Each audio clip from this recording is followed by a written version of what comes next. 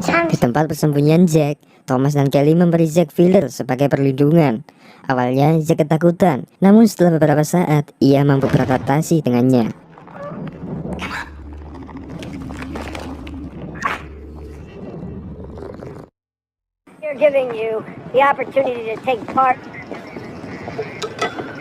Sementara itu, Agus, Angel, dan ketiga terdakwa lainnya dipaksa sebagai umpan para parasit oleh para polisi.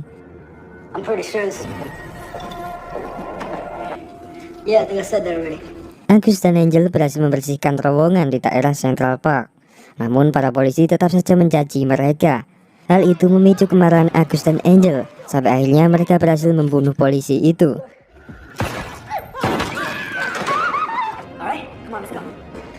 Setelahnya, mereka melarikan diri dari serangan parasit dan akhirnya bertemu dengan Fred dan Cat.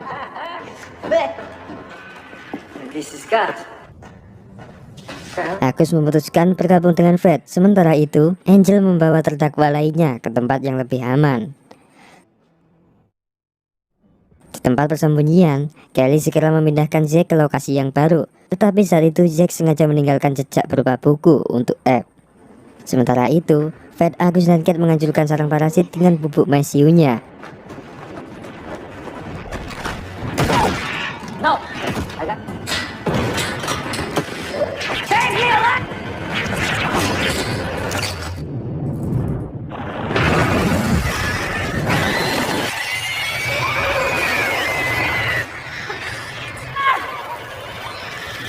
Tetapi hal itu malah menyebabkan serangan balik parasit secara besar-besaran menuju pos markas pemerintah.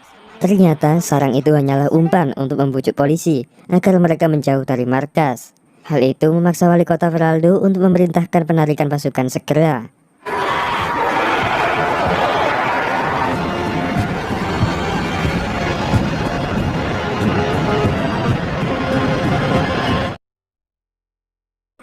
Ebb dan Felder memutuskan melakukan pembasmian ke dalam terowongan. Di tengah jalan, Ebb menemukan buku milik Jack. Di sana, Ebb juga menemukan bekas kamar Jack yang telah dikosongkan. Thomas mendadak datang lalu mengejek Ebb. Thomas mengatakan bahwa Ebb tidaklah pantas untuk menjadi seorang ayah. Saat itu, Thomas segera menginfeksi Ebb. Namun, untungnya Felder datang lalu memotong tangan kiri Thomas. Thomas pun kesakitan lalu ia pergi menjauh. Sementara itu, Ebb dan Felder terkejut ketika mereka keluar dari terowongan. Di sana mereka melihat ribuan parasit yang telah menyerang penduduk.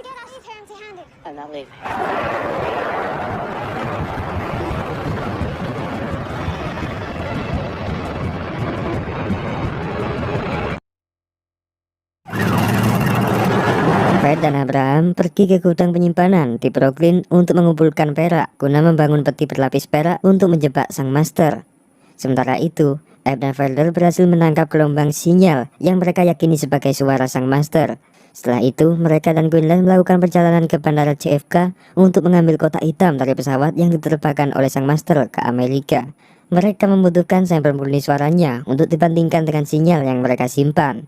Setelah menyusup ke bandara JFK, akhirnya Felder dan Ebb berhasil mendapatkan kotak hitam itu dari pesawat Regis Air.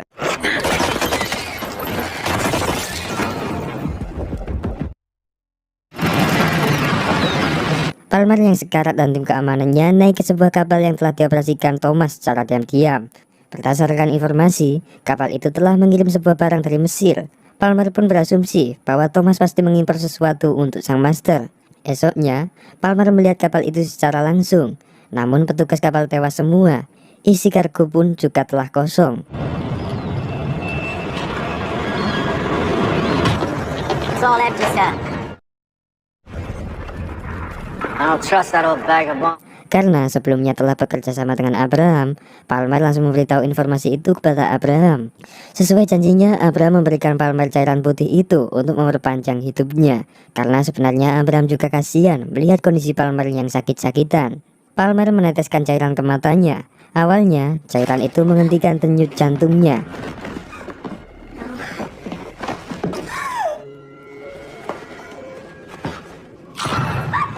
Namun beberapa saat kemudian, Palmer kembali terbangun dengan kondisi segar bugar. We've been working all week to shave time up. Thomas memeriksa pabriknya untuk mengambil darah manusia. Dia marah karena Tisha tidak menggunakan manusia asli untuk menguji sistemnya. Dia secara brutal menggunakan asisten Tisha sebagai subjek, lalu menyedot habis darahnya.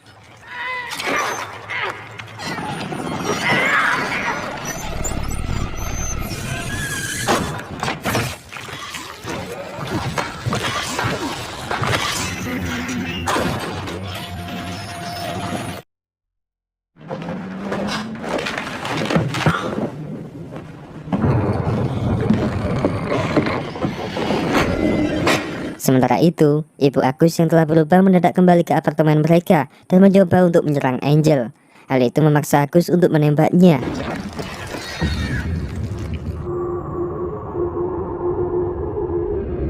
Melihat kematian ibunya, hati Agus sangat hancur. Akhirnya Agus dan Angel memutuskan untuk meninggalkan kota New York. Dengan bantuan Palmer, Abraham dan Fred mendapatkan akses menuju Freedom Center, di mana mereka di sana menginterogasi kapten kapal dan mempelajari bagaimana kargo Mesir itu dibawa ke pusat pemrosesan. Fred dan Abraham langsung menyerbu tempat itu. Di sana mereka bertemu Thomas, yang saat itu sedang membawa peti dari Mesir itu.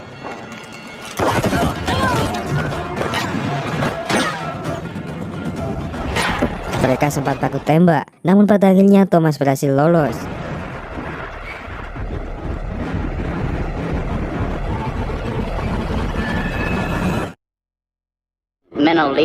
Setelah kejadian itu, Palmer mengakui bahwa lebih dari 100 tempat pemrosesan darah serupa sedang dibangun di Amerika Utara.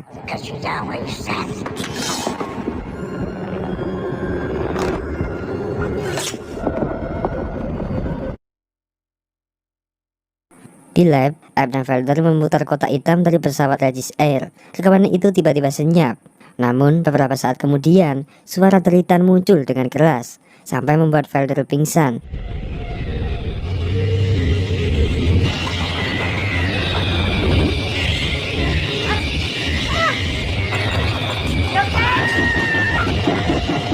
Mematikan speakernya dan pergi membangunkan Felder.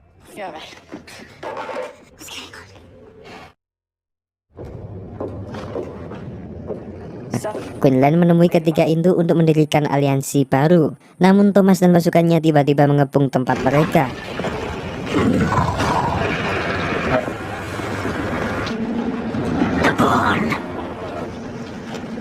Sang master mengejek para induk melalui tubuh Thomas, di mana ia mengatakan bahwa sang induk hanyalah makhluk-makhluk yang tak berdaya.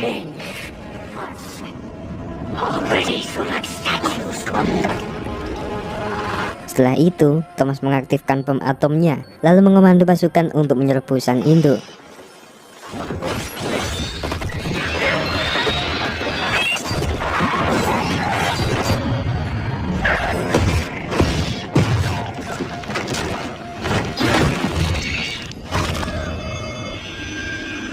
Di detik-detik meledaknya bom, Quinlan berhasil melarikan diri.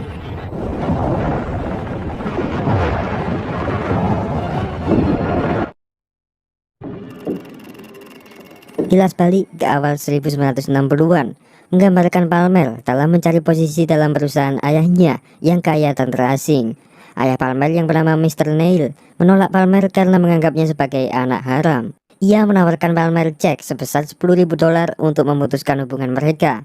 Pahit dan sedih, Palmer menginvestasikan uang itu untuk membangun perusahaannya sendiri. Ia menamakannya Stoneheart sebagai pembuktian kepada ayahnya yang selama ini tidak peduli dan berhati dingin kepadanya. Kembali ke saat ini, tim tentara nasional meninggalkan kota New York karena kekurangan pasukan.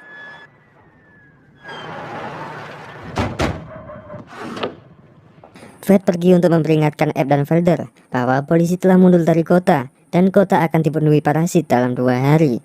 Tapi Felder dan Abe memilih untuk tinggal di sana dan terus mengembangkan penemuan mereka. Perangkat yang mereka kembangkan berhasil bekerja. Alat itu berfungsi mengganggu kemampuan komunikasi saat menyerang dan membuat parasit tidak merespon gerakan lainnya.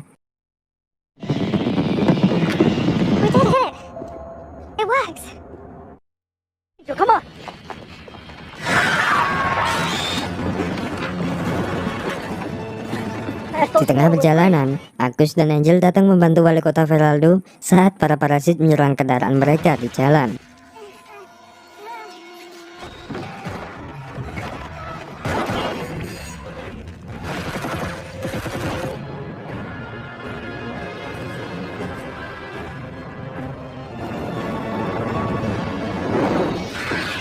Semua terbunuh kecuali Agus, yang saat itu ia lolos ke tempat yang aman.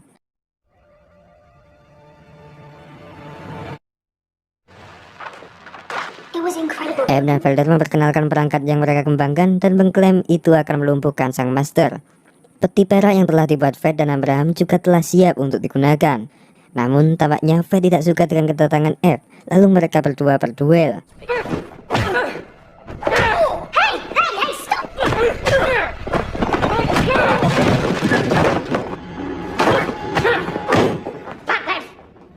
What he wants.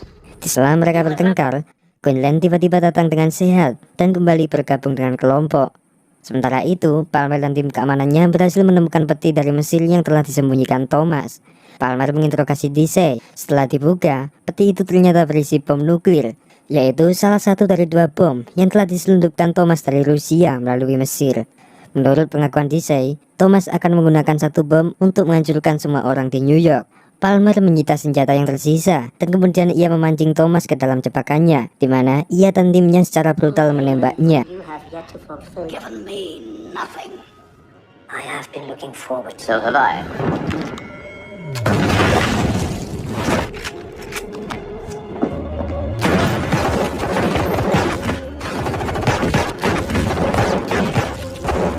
Terluka parah, Thomas melompat ke bawah terowongan lift.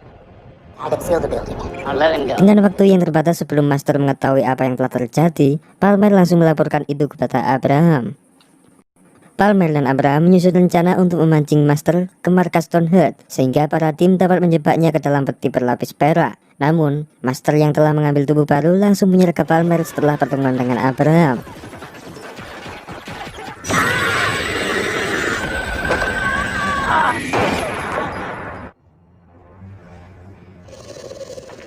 Wait.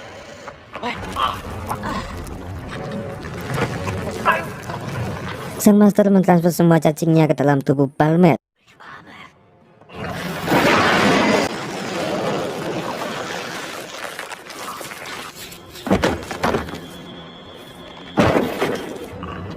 Pada akhirnya, Sang Master berhasil mendapatkan tubuh serta ingatan Palmer. Sang Master mengambil sisa bom nuklir dari lemari besi Palmer dan menghidupkan kembali Thomas. Ja, ich bin es, Thomas.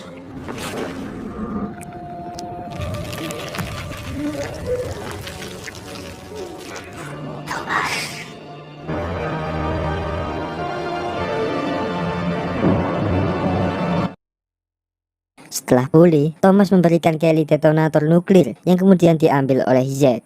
Sementara itu, Thomas berangkat menuju patung Liberty untuk menanam bom nuklir itu.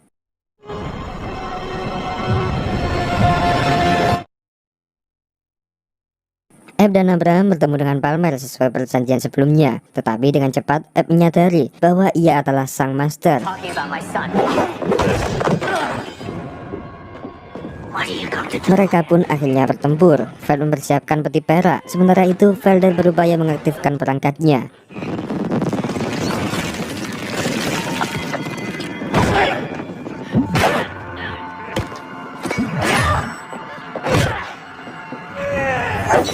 Ketika sang master terdesak, Quinlan datang.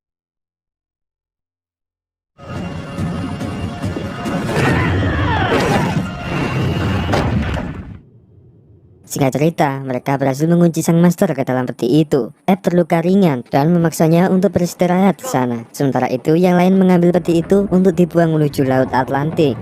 Kelly ditemani oleh Zack memasuki kantor dan menyerang Eb.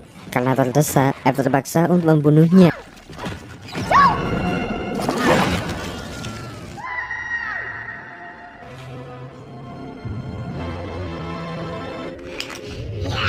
Marah karena melihat ibunya yang dibunuh, Zack dengan dendam langsung meledakkan nuklir itu. Bom yang baru saja selesai ditanam oleh Thomas mendadak meledak.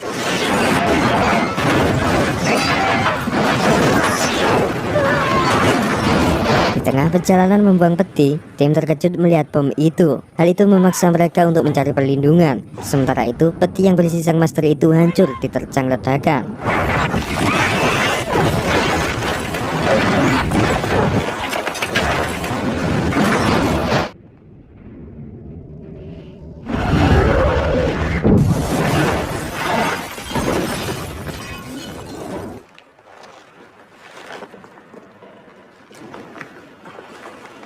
Setelah ledakan, tim melihat bahwa sang master telah lepas. Tak hanya itu, asap nuklir yang dihasilkan mengaburkan matahari. Hal itu membiarkan parasit berjalan bebas di siang hari.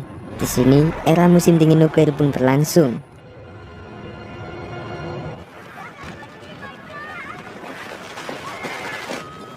Thomas pergi bersama Zack. Sementara itu, kelompok Abraham pergi bersembunyi untuk menghindari radiasi nuklir dan juga ribuan parasit yang telah mengamuk. Season 3 pun ditutup dengan kegagalan kembali tim dalam melumpuhkan sang master.